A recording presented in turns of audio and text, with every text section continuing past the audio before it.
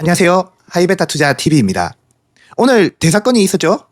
오늘은 테슬라 영상으로 찾아뵙겠습니다. 오늘 밤에, 우리나라로는 새벽이죠? 7%가 상승을 했죠?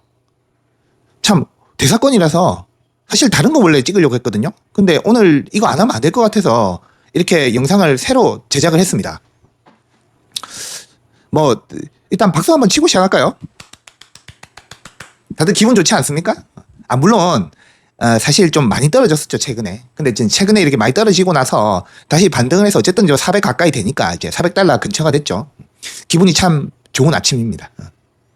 이전에 저한테 누가 물어보신 적이 있는데 왜 구독, 좋아요, 알람 설정 이런 말 안 하냐고 그러시더라고요. 근데 저는 사실 앞으로도 그런 말을 딱히 할 생각은 없거든요. 이거 자체가 저한테는 취미예요, 그냥. 취미 영역으로 지금 보고 있기 때문에 제가 이 말씀드리는 저의 견해가 솔직히 좀 얼토당토하지 않다 싶으시면요, 싫어요 누르셔도 됩니다. 저도 비판을 좀 듣고 그러면 좀 더 발전을 할 수 있고 그런 거 아니겠습니까? 그리고 또 투자 철학이 다 같을 수가 없지 않습니까? 제가 구독, 좋아요라고 말을 하려고 한다면요, 제가 하는 투자, 그러니까 저는 고성장주만 하거든요. 하이베타 투자가 너무너무 좋아서요, 모두에게 권장하고 싶고 이게 정답이다 이런 거 있잖아요. 제가 애교까지 부리면서 구독, 좋아요, 알림 설정 얘기를 할 거예요. 근데 안타깝게도 저는 사실 이 모든 사람들에게 주식 투자라는 걸 권하고 싶지가 않습니다. 자, 왜냐? 영상까지 만들면서 왜냐? 주식 투자하고 안 맞는 사람이 있어요. 요게 제가 오늘 얘기할 주제랑 또 이렇게 딱 연결이 되거든요. 오늘 테슬라 7% 올랐으니까 오늘은 제가 이 얘기를 할 수 있을 것 같다 싶어서 한번 말씀을 드리는데요. 분명히 주식 투자랑 안 맞는 사람이 있어요. 하이베타 자산의 특징은요, 고변동성이거든요. 이걸 천성적으로 견디지 못하는 사람들도 제가 정말로 많이 봤기 때문입니다. 자, 그런 분들에게 내 영상이 좋다, 꼭 봐라, 구독 누르고 추천 누르고 해주세요 이러면요, 이런 말을 못하는 거예요. 저는 오히려 이런 분들한테는요, 제가 하는 자산이 맞지 않고 하지 마시라고 얘기하고 싶습니다.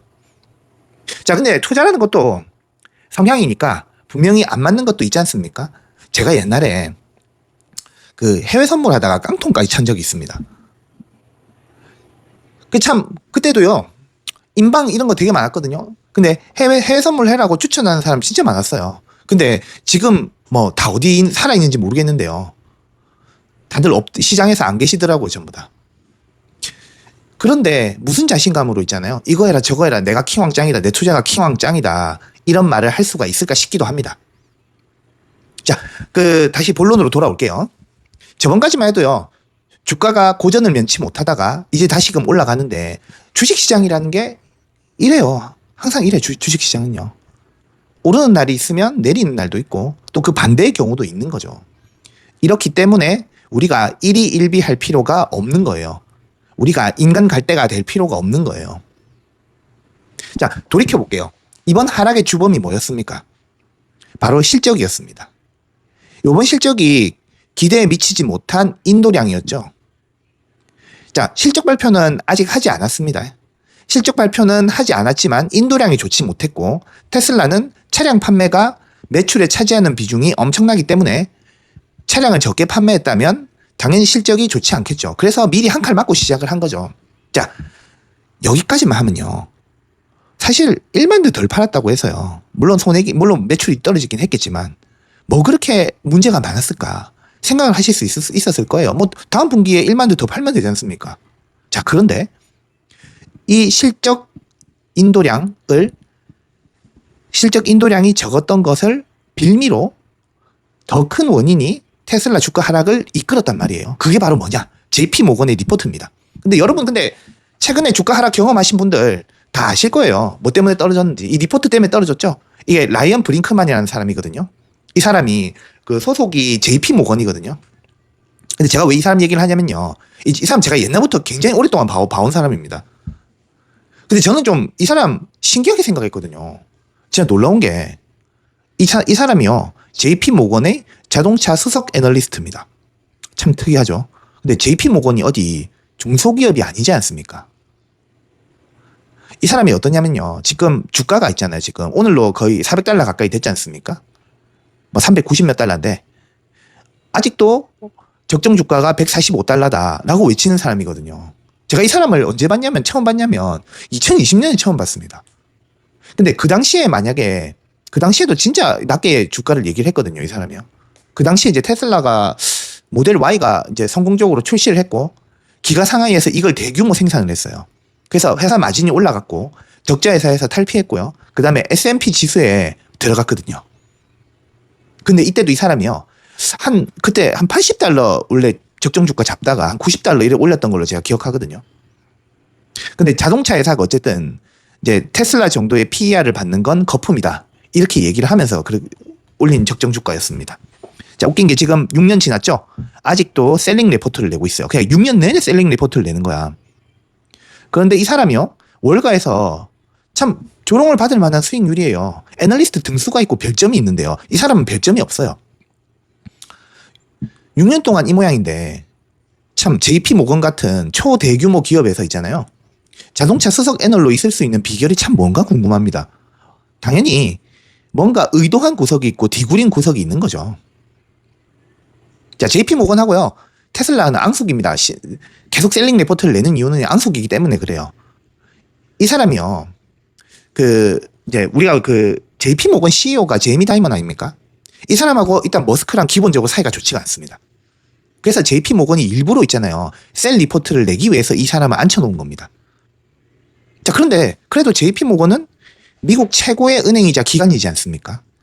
근데 이 거대한 이름, 거대한 브랜딩, JP 모건이 셀 리포트를 내놨다. 여기에 파급 효과가 있는 거예요. 개인 투자자에게요. 이거 자체가 테슬라의 마이너스 요인이 있다고 할 수 있는 겁니다. 근데 저는 그래요. 참 기분이요. 착잡해요. 왜 그러냐. 이 JP 모건에 돈 맡기는 사람들은 다 개인들일 수도 있고 그죠? 어쨌든 고객들이지 않습니까? JP 모건에 투자를 해서 이 투자기관에서 자문을 받아서 내가 투자를 해서 이득을 보려는 사람이죠. 그런데 JP 모건은요. 테슬라를 안티를 하기 위해서 이 셀 리포트를 내는 거예요. 객관적 시각이 이미 결여가 돼버린 거죠. 자, 가불관계가 바뀐 느낌이 들지 않으세요? 투자자는 뭔죄입니까? JP 모건의 말만 들었으면요. 5년 동안 진짜 어마어마한 손실을 입은 거죠. 이 좋은 기회를 얻지 못하고. 그래서 저는 뭐 투자자들이요. 월가에선 뭐 제이미 다이먼 진짜 좋아하대요. 근데 저는 솔직히 표리부동한 사기꾼으로밖에 보지 않습니다. 이 사람이요. 비트코인한테서도요. 진짜 어마어마한 짓을 했거든요. 비트코인 앞에서 있잖아요. 이거 쓸모없다고 온갖 디스를 다 하고요. JP 모건은 실제로는 뒤에서 있잖아요. 주식이니 거래손이 있잖아요. 이런 거 주식 사서 지어놓고 있었어요. 참 가관인 게 이제는 비트코인으로 대출도 해준답니다. 어이가 없죠? 아니 CEO가 비트코인이 쓰레기라며. 그런데 왜 이거 갖고 대출까지 해줍니까? 뭐 은행이 장난입니까? 기관들이라는 게 다 이런 존재들입니다. 투자 좀 해보신 분들은요. 이제 와서 새삼 놀랍지 않으실 겁니다. 게다가 이 JP 모건 같은 거대 은행들은요. 이 포드나 뭐 스텔란티스나 뭐 GM이나 이런 자동차 기업들한테요. 금융 거래한 지 오래됐습니다. 이 레거시 기업들이나 JP 모건 역사가 진짜 오래됐죠. 그런데 테슬라가 전통적인 자동차 유통망을 무시했죠. 그리고 보험까지 자체적으로 해결하려고 하죠. 이런 기득권의 생태계를 파괴하고 있는 골칫거리죠. 그러니까 JP 모건이요. 테슬라를 끈질기게 깎아내리는 겁니다. 자기들 기득권 때문이죠. 자본주의 방어기제죠, 이게. 비트코인도 마찬가지입니다. 만약에 이런 자기들이 통제할 수 없는 화폐가 태어나서요. 자기들이 화폐 권력이 없어져 버리면 어떻게 되는 겁니까? 끝나는 거죠. 뭐 이것도 제가 다음 시간에 비트코인 얘기하면서 한번 해보려고 합니다. 최근에 비트코인도 참 많이 올랐죠. 자, 또 이 공매도하고 연결이 돼 있거든요. 원래 이거 쇼 치는 것도 있잖아요. 쇼 레포트를 만드는 것도요. 이거 하는 전문 회사들이 있습니다.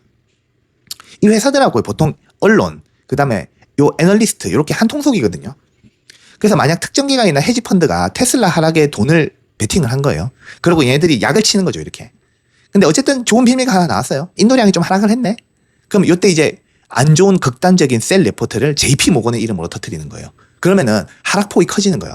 타이밍 설계죠. 이런 설계 진짜 많이 합니다. 실제로 여기에 털리신 분들 많으실 거예요, 되게. 개인들은요, 주가만 보지 않습니까? 그러니까 털릴 수밖에 없어요. 근데 레포트 보면 진짜 억가투성이거든요. 네, 레포트 이거 한번 말씀드릴게요. 자, 인도량이 예상치 빗나간 거는 팩트예요. 분명히 맞거든요. 근데 여기 이 맞는 말에 있잖아요. 가미를 해봅니다. 어떻게 하냐면 진실과 거짓을 섞는 거예요. 자, 재고가 많이 쌓였네, 안 팔렸네, 그랬는데 이 회사가 안 될 거야. 이렇게 가는 거예요. 자, 안 팔린 건 맞지만 이 회사가 안 될 거야 라고 얘기하는 거는 비약이죠. 억측이죠, 이런 거는. 뭐, 재고의 목적이 다른 목적으로 재고를 쌓았을 수도 있어요. 왜냐하면 로보택시를 하려고 쌓았을 수도 있지 않습니까? 이런 뒷사정은 모르는 거죠. 그런데 확실하지 않잖아, 이게. 그러니까 이걸로 억측을 만들어낼 수 있는 거예요. 판매가 더디다는 건 또 비단 테슬라만의 문제가 아니죠. 다른 회사들의 전기차는 더 역성장을 해버렸죠. 이렇게 진실하고 왜곡을 섞으면요, 진짜 사람들이 속습니다. 진짜 속아요, 이게. 자, 두 번째, 중국발 리스크. 자, 비아디가요, 저렴한 중국 차가 테슬라의 핵심 사업을 쥐어짜고 있다, 이렇게 얘기했죠. 그런데 결과는 어땠습니까? 비아디 실적 보셨죠? 테슬라한테 이번 분기에 추월당했죠. 근데 이렇게 말하면요, 믿는 사람들이 꼭 있어요. JP 모건이 정말 얼마나 거대한 이름입니까? 자, 그 다음에 로보택시, FSD 실행 리스크. 자, 뭐 이게요, 뭐 그냥 사실 잘하고 있지 않습니까? 이번에 새 버전도 나왔고요. 근데 내가 볼 때는 잘 안 되고 있는 것만 같아, 이렇게 얘기하는 거예요. 근데 자동차 애널이라는 뭔가 어떤 거대한 지기가 건의의 오류를 불러일으키죠. 아마 이 사람 테슬라 FSD 타본 적도 없을걸요. 그게 아니라면 이 사람은 생각과 행동을 다르게 하는 거예요. 왜냐하면 본인의 이득, 아니면 회사의 어떤 지령이 있었겠죠. 자, 그러나 JP 모건이기에 이번에 떨어질 걸 빌미로 거대 기관에서 셀 레포트를 내주니까 주가가 떡락을 할 수밖에 없는 거예요. 물론 많이 떨어졌죠. 근데 정말 저는 옛날부터 생각을 많이 한번 회상을 해보면 테슬라 억가하던 그 수많은 애널리스트들이 있었거든요. 국내에서도 까던 사람이 있었는데 이름은 지금 기억이 안 나네요. 지금은 거의 추억의 이름들이 되었는데 이분들 다 안 나오시거든요, 지금. 그 고든 존슨이라는 사람도 있었는데, 이거 테슬라 투자하시는 분들이면 이분 다 알걸요. 이분은 아마 애널리스트를 지금 안 하고 계실 겁니다. 워낙 말하는 것마다 반대로 가가지고요. 옛날에도 좀 유명한 사람이 한 명 있었거든요. 그 이름이 토니 사고나인가 그런 사람이 있었는데, 근데 이 사람은요,知명도가 낮은 사람도 아니었어요. 근데 이 사람도 진짜 일관되게 저평가를 했거든요. 근데 주가가 너무 상승을 해버린 거야. 그래서 그 거대 기관에서요, 이 사람이 어디에 있었더라? 그 번스타인에 있었나? 하여튼 그랬을 것 같은데 확실하진 않습니다. 어쨌든 너무 주가가 상승해서요, 강제 은퇴 당했습니다. 한국에도 있었는데 지금은 안 나오는데요. 사법 처리 중이라고 내가 들었던 것 같은데, 이분이 뭐 잘못을 하셨던 것 같은데 저 잘 모릅니다. 이때 저는 관심이 없는 분이라서 그냥 지나치겠습니다.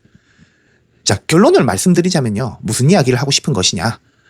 자, 이제부터요, 이란 미국 전쟁도 마무리로 들어가는 것 같다, 이런 느낌이 약간 들죠, 지금. 요런 기류가 싹 흐르잖아요, 그죠? 사실 미국 입장에서 그만둬야 되고 하니까. 자, 주식들 떡상하고 이제 좋은 일만 올 것이다 라고 희망 회로를 돌렸으면 좋겠는데요, 저는. 오히려 있잖아요, 저는. 뭐 여기서 부정 회로 돌리지 말고 그냥 희망 회로를 돌리는 게 오히려 맹목적인 게 낫다고 생각을 해요. 근거가 없는데 차라리 근거가 없는 게 낫다, 이거지. 그러니까 차라리 생각을 하지 마라, 이거예요. 막 생각을 많이 하면요, 결국 이 주식을 팔아야 할 이유만 생기는 거예요. 주식을 믿으면요, 그 회사의 CEO를 보고 그 회사가 뭘 하는지 이것만 보면 되는 거예요. 자, 근데 긍정회로를 돌리는 것도 되게 웃긴 게요, 꼭 주가가 좋을 때만 다 긍정회로를 돌리시더라고요. 주가가 나쁘면요, 아주 욕을 먹습니다. 그냥 아주 그냥 내일 망할 것 같은 회사처럼 얘기를 해요. 근데 만약에 테슬라라는 회사를 장기 투자를 할 거다, 미래를 믿는다 이러면 어쨌든 차라리 이런 걸 봐야 됩니다. 이번에 자율주행 새 버전이 나왔는데 이거 평이 좀 어떻더라, 이런 걸 다른 사람들하고 토론을 할 수 있어야 된다고 생각을 합니다. 자, 그리고 오늘 중점적으로 설명드렸던 이런 애널리스트 이야기를 제가 왜 했냐면요, 오늘 주가가 7%나 올랐기 때문에 그런 겁니다. 이 애널리스트 얘기 들었으면 어떻게 될 뻔했습니까? 우리가 옛날 같으면 정보가 없죠. 그러니까 신문만 보거나 증권사 레포트를 보고 투자를 했을 거예요. 이런 깜깜이 시절이죠, 그럴 때는. 이렇게 검은 의도를 가지고 레포트를 내는 애널리스트들의 이 속내를 알 방법이 없어요.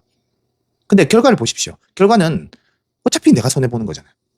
이런 개똥 같은 레포트로 가격에 집착하는 투자자들한테 빵 터트리면요, 저까지 팔고 갑니다. 근데 웃긴 게 다시 말아 올리죠. 자잘하게. 참 자주 일어나는 일입니다. JP모건은 이렇게 가격 떨어지면 본인들은 뒤에서 수집해요, 이런 자산을. JP모건, 테슬라 꽤 갖고 있는 거 아시죠, 다들? 자, 요즘은 그럼 어때요? 요즘은요, 머스크가 있잖아요. 직접 나와가지고 있잖아요. SNS에 하나하나 다 알려주는 그런 시대입니다. 그러니까 증권사 애널들 리포트 보고 속지 마시고요. 차라리 그냥 AI한테 물어보는 게 나아요. 또 유튜브들 보면요. 이런 그 어줍지 않은 리딩방들 하는 사람들 좀 있던데 이런 데 속으시면 진짜 눈먼 돈 벌어다 주는 ATM기 되는 겁니다, 진짜. 자, 아무튼 뭐 제가 좀 흥분을 했는데 이런 바보 같은 투자 하지 마시고요. 성장주 하실 거면 꾸준히 가져가야 된다라는 말씀을 드리고 싶었습니다. 그래서 이렇게 긴 이야기를 했습니다. 어쨌든 오늘 테슬라 7% 올라서요. 투자자들 전부 다 축하드리고요. 뭐 이게 뭐 상승이라는 게 영원히 상승하는 건 아니겠죠. 또 내릴 때도 있겠고 오를 때도 있겠죠. 근데 이런 거 너무 일희일비 하지 마시고 투자하셨으면 좋겠습니다. 여기까지 해서요. 영상 봐주셔서 항상 감사합니다. 이상 하이베타 투자 TV였습니다. 또 뵙도록 하겠습니다. 고맙습니다.